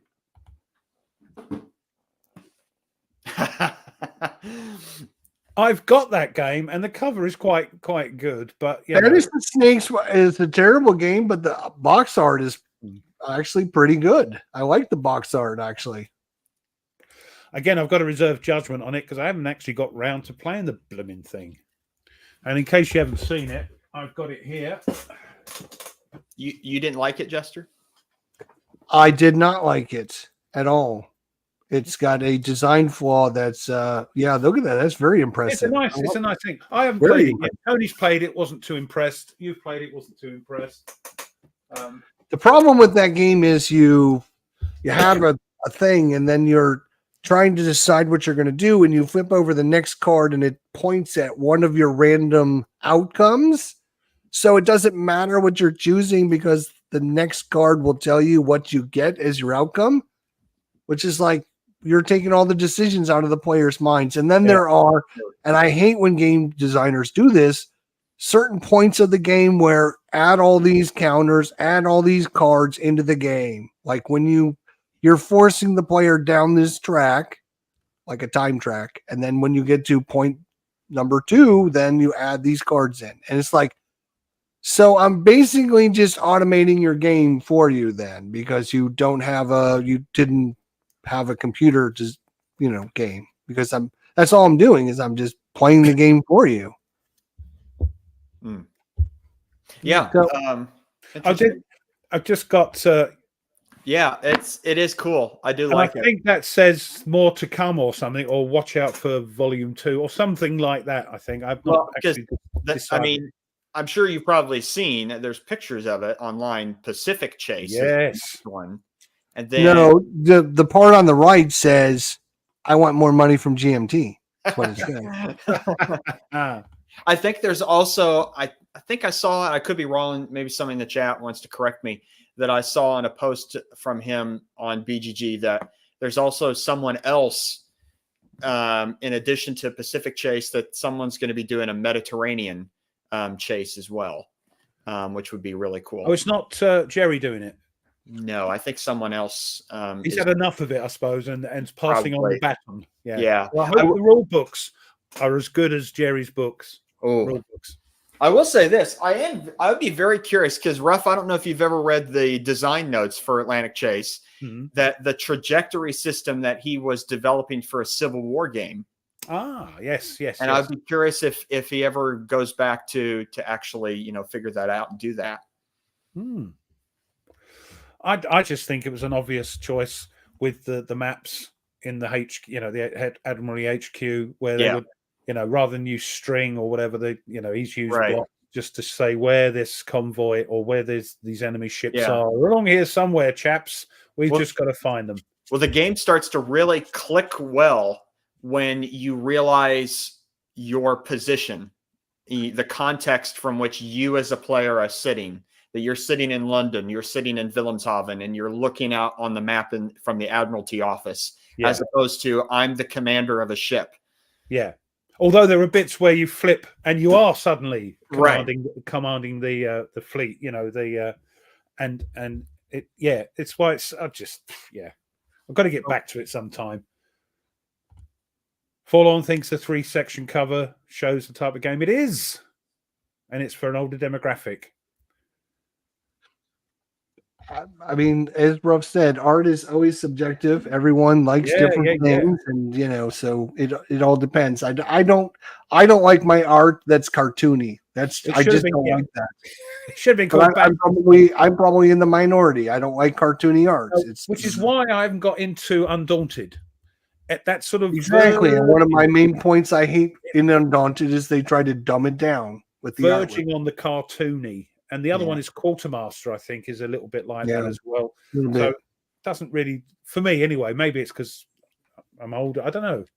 Although I like cartoony things when I play non-war games. It might just be I like certain things in war games. I mean, Alien is not cartoony, but it's illustrations, so, and I'm quite happy with that. So, but it's realistic ones. It's not trying to dumb it down. No, it's not. Yeah. Yeah, that's the artwork that I don't like is when you try to placiate to everyone so that you can sell it to some grandma out there that's going to give it to their 12-year-old grandson for Christmas. It's like, how many of those grandmas are you really selling this game to? Like, I don't know why they do that. Viper, you should have done that an hour and a half ago. But if you haven't, please do it. Please hit the like button. Thanks, Viper. I don't know what the mentality is if they do it to appeal to non-war gamers to make it less threatening looking. I don't know why they do that. What do you think, Nate? We veered off subject, but finished earlier.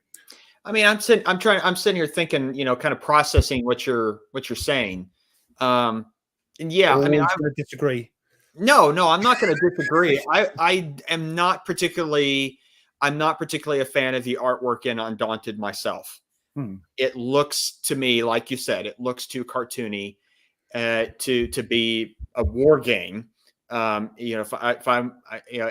to at least have it look realistic is maybe too big of a term, but in that direction, you know what I mean. It's weird though.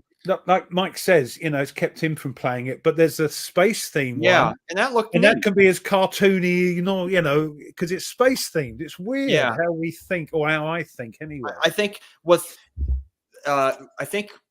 when, like, give me an example. Like, I've showed it before. Again, like Norman Conquest, it's not cartoony, but the graphic style, it's grounded. It's grounded in reality. So while it has an artistic flair to it, it still gives me the sense that this is about something historical. This is not just little toy soldiers I'm running around. That in fact, I'm actually able to take command of an army and try to redo and change history. So I can understand why they're doing it. I can completely understand why. But for company, what? Who's the company with Undaunted? Is it not Phalanx? Osprey. Yeah. I can understand why they do it to sort of. I mean, it's one of the top board games period. And it works. And it works for It does. a load of people. It just doesn't really work for me, which is a shame. I will say this. I mean, we're seeing now is like, particularly in wargaming, we're seeing more and more people my age, people younger than me, are finally getting into this hobby, Which is great. And because people we're like gone. me are Us lot are gone soon. We need new blood into the hobby, and that's great. I mean, I could speak for myself. I'm a very visual person, and I have tons. Like, even though I have lots of books, like this. But the thing is, it's your thing. Has hardly any pictures in it, but I do like. I'm a very visual learner. I look at things. I want to see the relationship between a visual and a concept that I'm learning. And so that's the same thing in games that I think that companies are particularly war games are finally getting, in that the art has to match with where you're going as a player. And it has to sort of give an image in here for you to go, that looks good. But it does help that you are a history nut. It does help. It does. But we want people to become more interested in not only their history, but world history and the history of other times and things. And a lot of it, if not the majority of it, is warfare, unfortunately. So which changed civilizations. The other part of this, which I'm surprised no one's mentioned, is as time goes by, art changes, because I've got a game right here. If we look at the box art cover from this, you have who right here on the front cover. You would never get that today. And you have up there at the top, which is super banned everywhere in the world. Yet, in 1990 when this came out, it was like, it was PC normal. Yeah. Now it's not PC normal anymore. So art is going to change with time. As time progresses, people are going to be, I guess, more restricted in what they will allow, I guess, might be the... I think artists and art and developers and game design are restricted by the vibe, the way things are at the time they design or paint or whatever. To me, it doesn't matter, because context is everything. And at that time, if you're playing a war game, Second World War game, against the Yazidis, that was their symbol. Doesn't mean you are one. It just means that's what they had as their symbol. Whereas we have the Union flag. You had the stars. I don't try to, propagate that. But I do appreciate that they have actual photographs of all of these people that you're playing in the game. And even these guys are murderers and rapists and killers and everything else. I don't mind that they're on the front cover, because they're, like as Russ said, they're part of history. They're part of what you're playing the game for, is to replicate what had happened. I got a bit of grief because in the Hunters, there was a new play mat to download. Where you move when you're doing your torpedoes and you're moving. There was one. I can't show it. Well, maybe I can. Hold on. I got a bit of grief over it because I'm sure it's this one. Sorry, bear with me, chaps. Oh, yeah, here we are. Oh, yeah. Because of that. Yeah. But that was the Kriegsmarines flag, right, at the time. So I know people moaned about it in Atlantic Chase. Yes. But why? Because you're playing a historic game, and that was the flag of that nation. Yeah, people are going to complain. You can't please everyone. It's a thing. I just gave back. It's historical. It's their flag, and it sort of. I didn't kowtow, and it sort of died a death. But you can definitely see how, like, artwork from the 1700s and the 1800s and the 1900s. You can look at a piece of art and go, "Oh, that's from the 1700s." Yeah, it's just a style that was prevalent at that time. I tell you what, we've got onto this is a different subject. We've got onto. We've got time to kill, so why not? It's great. Yeah, and it's all different. Things are different then than they are now, but things should be taken in context, not because you see something that may offend you, but it is Paul, I'm afraid. Yep. I mean, we would like it not to be, but it is going to be censored. It's going to be discriminated upon. Life is not going to be fair, and whether you like it or not.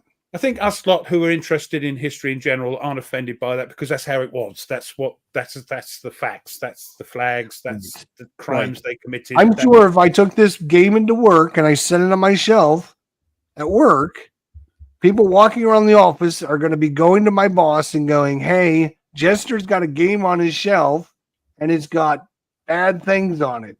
And the boss is going to come to me and he's going to say, you can't have that here. You're going to have to get rid of that. It's not political. Now, is that right?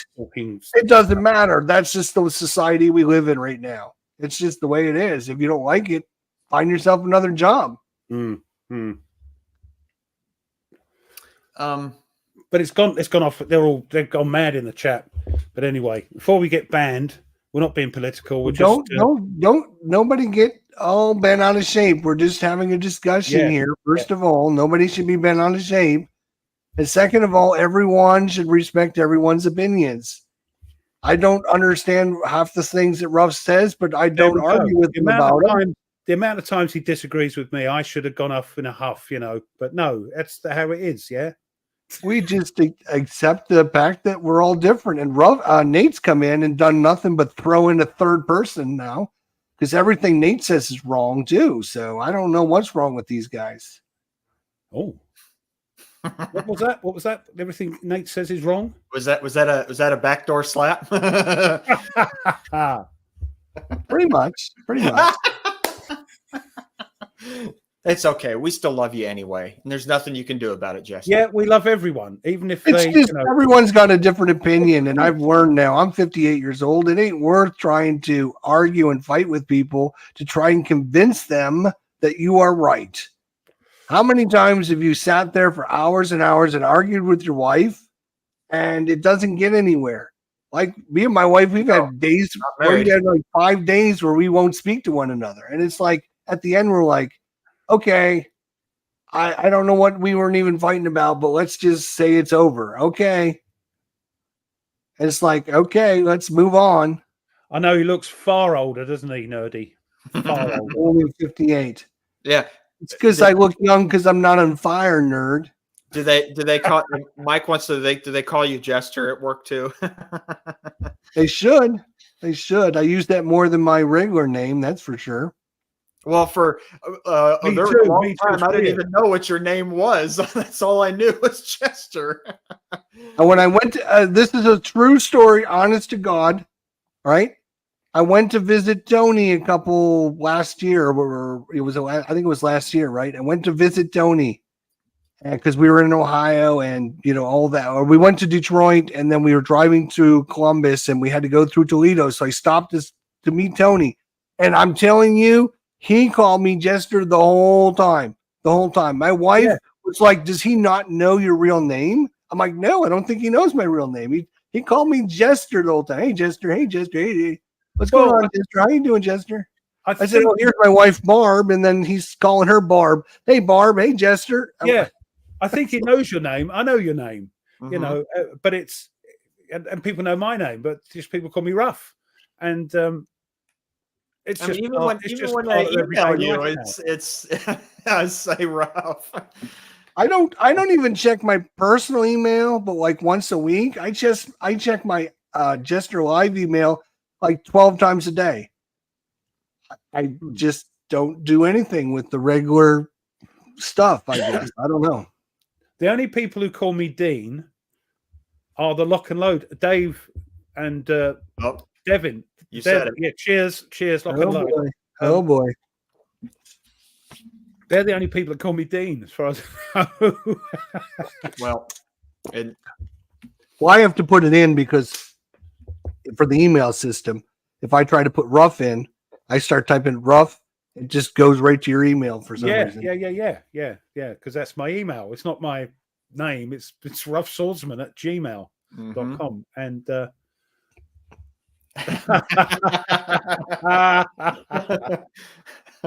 yeah, that's funny.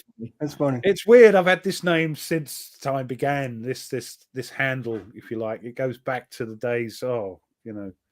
early internet days. The dawn of time. Yeah, dawn of time. Yeah, where you, I think I've told the story where you had to pick a name to get in, because I was into chat rooms with Magic and all this sort of thing, and you have to pick a sort of pseudonym name, a handle, and I couldn't think of one. It says, click this for a random name, and Rough Swordsman come up, and that was it. That's the only way it's called Rough Swordsman. But it fits. Funny. But it fits so well. It just fits. Mhm. What I do now. So I've got a couple honorable mentions since we got a few minutes. Yeah, off you go. Before you had thrown this loop to us and said, "Oh, you can't. It can only be ones that you have." I had a couple other ones. Oh, I'm so sorry. Bless his heart. If you want to post it up there. Yeah, don't bring that up again, nerdy.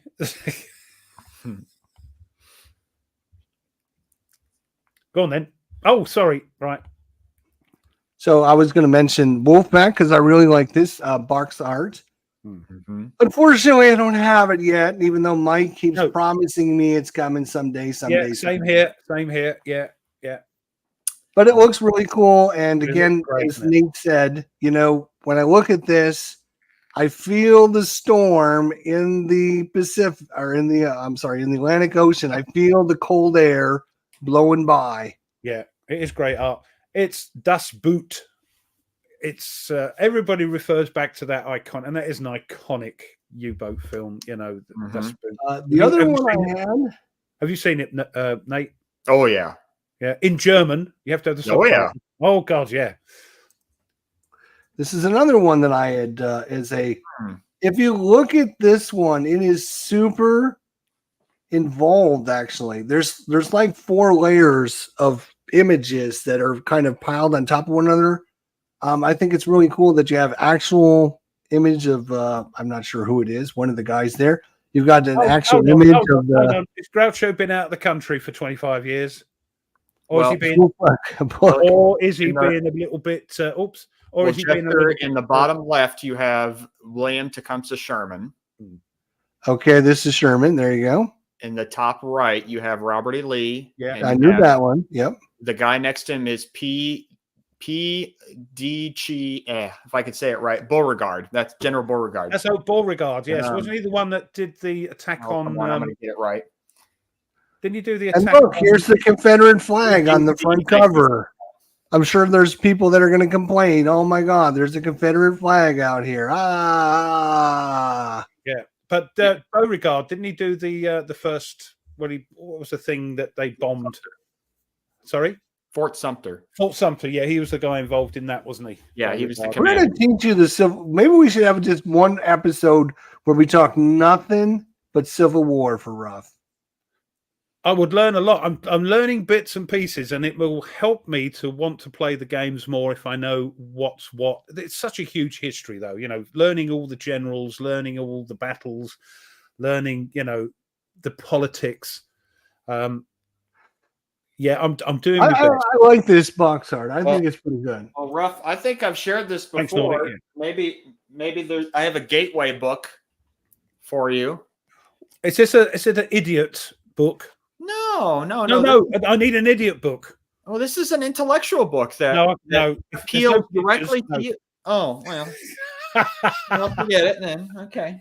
No, what I want is a nice introductory book to tell me in enough detail, because some beginner sort of books don't have enough oomph in them. I need a bit of oomph that will help me understand how the battle went. What battle went first? What's next? And what happened and the consequences of that. Well, then I got a book for it written by a amazing British historian from John Keegan. If you ever heard of him, yes, on the American Civil War. How dare a Brit write a great book on the American Civil War? Wow, that's crazy. Look at that, not that long. It looks an oldish. Is it an oldish book?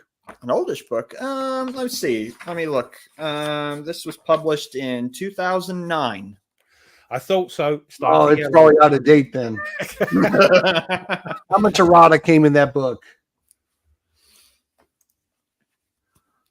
2 hours have almost gone by. Yeah, it's almost time to wrap things up. We'll You see how want we to go. talk about what's coming up on the channel?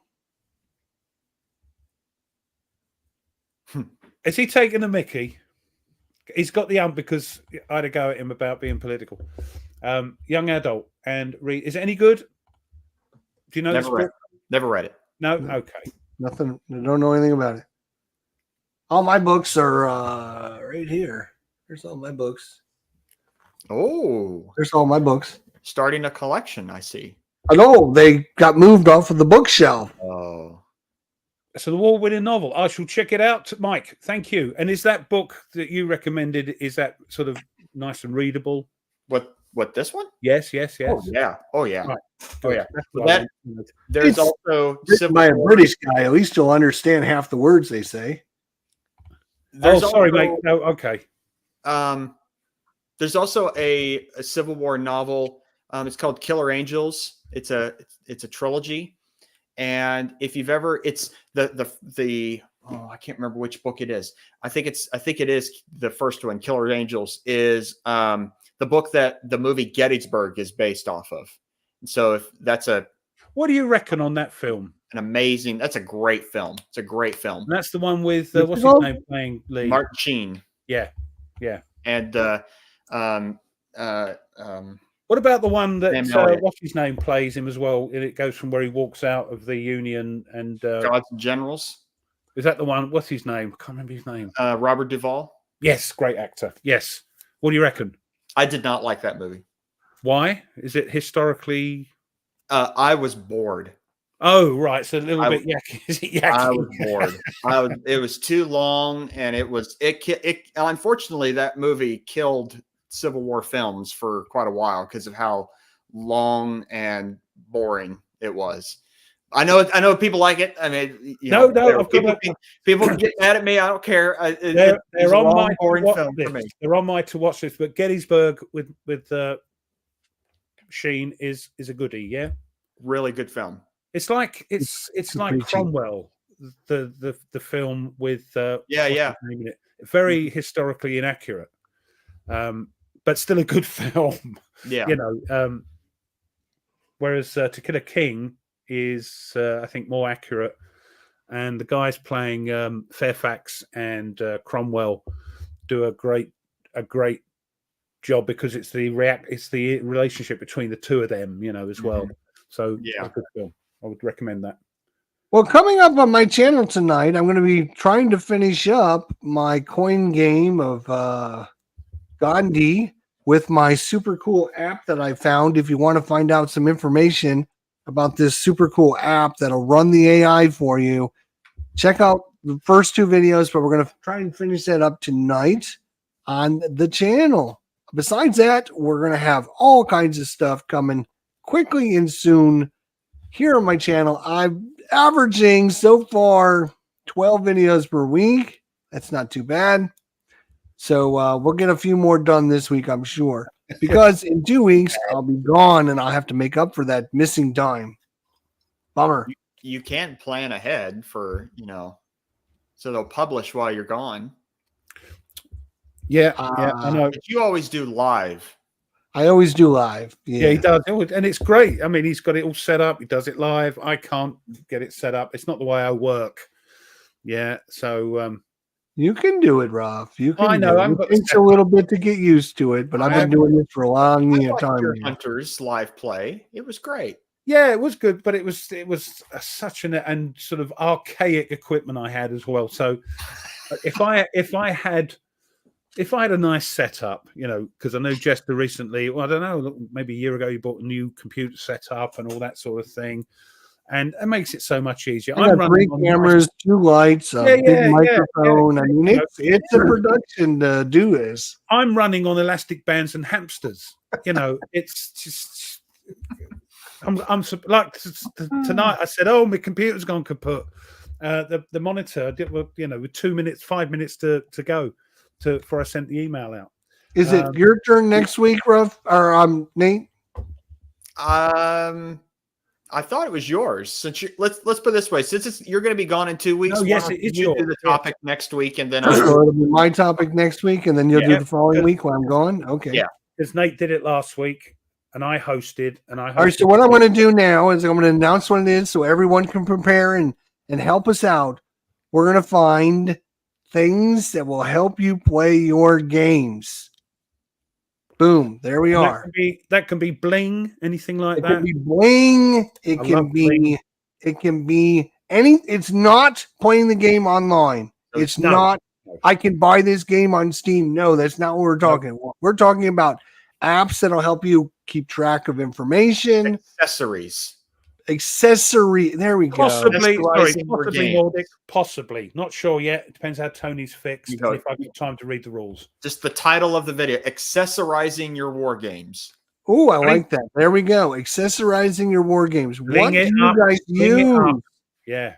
And we want your information because we want to know. Like if there's apps out there that we need to know about, next week you're going to tell us about or them. If there's certain dice or certain bits of stuff or anything, dice charts. Is there a charts? We'll talk about the Stuka Joe little cards for REF. Yeah. And if not, Ruff will excoriate us. Weaponize. Oh, I like that too. Weaponizing your war games. There we go. Yeah. I like that. So that's you guys spend the week, try to find 2 or 3 things that you will use in the next year to help you play a game. And it's not just one game; it could be used across a number of games, across multiple games. A little device that you use to keep, like literally. Got a lot of thinking to do. Yeah. Also, because people are going on about how into the American Civil Wars they are, and it's like I might do one, maybe the next time I do it, teach Ruff. Like this is an accessory that I use to help me play my golf game. I made these little cards up so I can keep track of where my golfer is on the course and what his score is. -3, -1, +1, whatever. This is an accessory I use to help me play. That's as simple as it is. It's like those things I showed you for Legendary Encounters Alien, the little things I use to help me keep track. But hold on. If we're doing it Nordic, yes, you're more than welcome, my friend. Of course you are. And I think I might choose maybe for my next one, because people are so intensely passionate about the American Civil War, is that maybe teach Ruff everything you know about the American Civil War. Might be a good one. Boy. And games that they play. That'll be the one I come back to. Oh my God. Yeah. Well, we can do it away when you're away. And don't forget, there's a little thing coming up on November 2nd. It's some special show I think somebody's having on November 2nd. Guys, you're putting them in the chat now. Save them for next week. Save them. Here's a good one. No, save it for next. Oh, jeez. Look at that. Yeah, all right. Little... Damn, you're blinding me. Get it out of my eyes. Here's an accessory. Look at that. Line of sight. The problem is with that, I've got one and you've got one. I think Tony's got one. They can't get them anymore. I got this from Tony. Tony was nice enough. They sent him 2, and he sent the extra one to me. So, yeah, I mean, because they're lasers. Of course, when he sent it to me, it didn't work. I had to remember that you were getting the right up until you finally realized you put the battery. I'm like, you sent me one and it's broke. I don't know what's going on. I replaced the battery. I think there's like a loose connection in there or something. I don't know. Yeah, and it works okay now. So I've got all the stuff. That's my chosen series. Great Battles of the American Civil War is my series I want to do. So yes, but I need to know a bit more about what's going on. So I'm being lazy. Monster game, man. Yeah, there's some smaller ones in it. There's yeah, I'm going to be lazy and I'm just going to absorb everybody's knowledge about the Civil War. So maybe do that one day when it's my turn. But anyway. Say goodbye. I've got the wife yelling at me already. Yeah. I know you love an overrun, but we got to go because his wife's moaning about him. His food's ready. So she misses me. She wants me back. Yeah, right. Yeah, like they love it. They love the 2 hours. You'll find this out, Nate, if you ever get paired up. You know, your partner will love the 2 hours of freedom that they can do what they want, watch what they want, without me moaning and you moaning, Jester. Yeah.